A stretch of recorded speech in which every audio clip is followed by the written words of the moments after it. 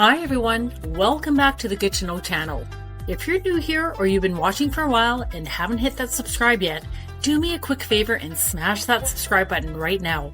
It really helps the channel grow and lets me keep making these deep dive videos that actually cut through the supplement noise and give you the stuff you can use tomorrow. So here's the deal. You've probably been taking creatine powder for a while, right?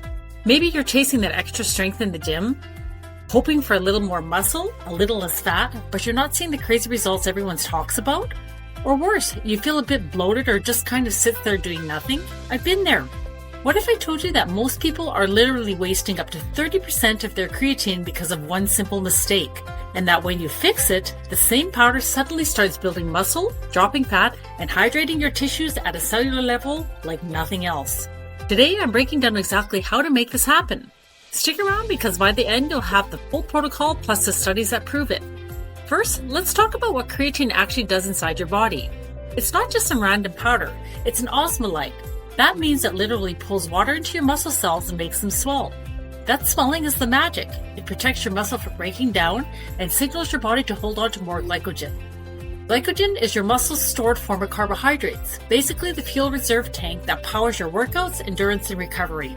It's super important because the more glycogen you store, the more sustained energy you have available during training and the faster you bounce back afterward. And here's the hydration tie-in. Every gram of glycogen pulls in 3 to 4 grams of water with it. So creatine doesn't just hydrate directly, it indirectly boosts total cellular hydration through better glycogen storage too. That's the deep tissue hydration everyone feels but can't explain. But here's the catch most people miss. Creatine needs a strong sodium gradient to get pulled into the muscle. It rides the sodium-potassium pump like a taxi. If you're ever a little dehydrated or you just mix it in plain water, that taxi doesn't run. The creatine just floats around in your blood and you pee it out. Studies show that you can lose up to 30% of the dose that way. Now let's get to the good stuff. How to fix it in 3 easy steps. Step number 1, rehydrate first with electrolytes. Just a pinch of salt or a zero sugar electrolyte packet before or with your creatine can change everything. That sodium gradient powers a transporter called SLC6A8, and suddenly your muscles are ready to pull the creatine in. Step number 2, add a small amount of carbs, like 10 to 30 grams. Think of half a banana, some berries, or a little fresh pineapple juice. Other great fresh fruit options are orange, grape, or apple. They give you quick natural sugars to spike insulin without the junk.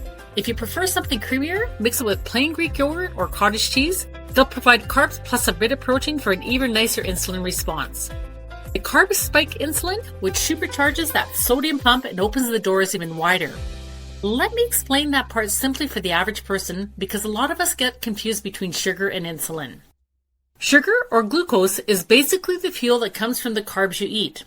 When you have that half a banana or sip of pineapple juice, your body breaks it down into glucose and it goes into your bloodstream. That's what we call blood sugar.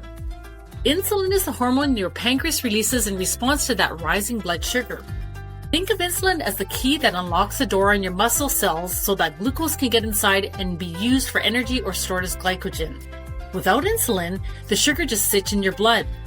So when we say that carbs spike insulin, it means that the small amount of natural sugar from the fruit or yogurt causes a gentle rise in blood sugar, which tells your body to release some insulin. That insulin then helps supercharge the sodium pump, making it easier for creatine to hitch a ride into the muscle cells. It's a natural, short boost, not a crazy sugar crash. Step number 3, throw in 500 milligrams to 1 to 2 grams of taurine. Taurine is an amino acid that acts as an osmolyte as well, and it helps to stabilize and manage all that extra water once creatine pulls it into the cells. It improves calcium handling so your muscle contractions feel stronger and smoother, and it can even help prevent cramps.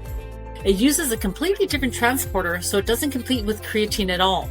It's the perfect sidekick. If you want the full deep dive on why taurine is one of the most underrated supplements for hydration, performance, recovery, and even more, make sure to check out my other videos dedicated to taurine right here on the channel. Now, when you combine all 3, you get this beautiful feedback loop. More creatine inside the cell, more swelling, more glycogen, deeper hydration, and your body actually uses the creatine instead of wasting it. Let me show you what the research says. In the Journal of Applied Physiology study, researchers proved that the cellular hydration directly reduces muscle protein breakdown. That's how you keep and build muscle even when you're not training perfectly. Another study in Active Physiologica showed the carb insulin effect on uptake, and in a diabetes journal trial, the creatine group protected GLUT4 transporters during 2 weeks of immobilization, where they actually gained 9% while the placebo dropped 20%, and then supercompensated 40% higher after training. That's real muscle and metabolic protection. On the fat loss side, when your cells are properly hydrated and creatine is working, it helps activate AMPK, your body's fat-burning switch.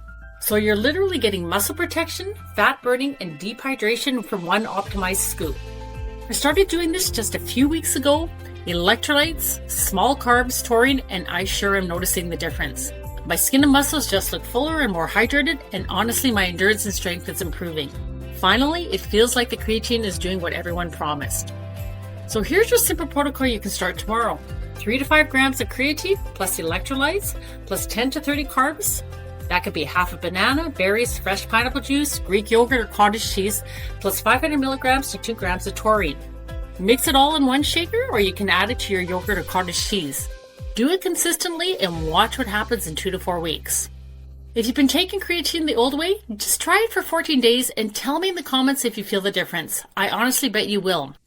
Thanks for watching today, guys. If this helped you even a little, drop a like, subscribe if you haven't already, and I'll see you in the next one where we're diving into another simple hack that most people completely miss.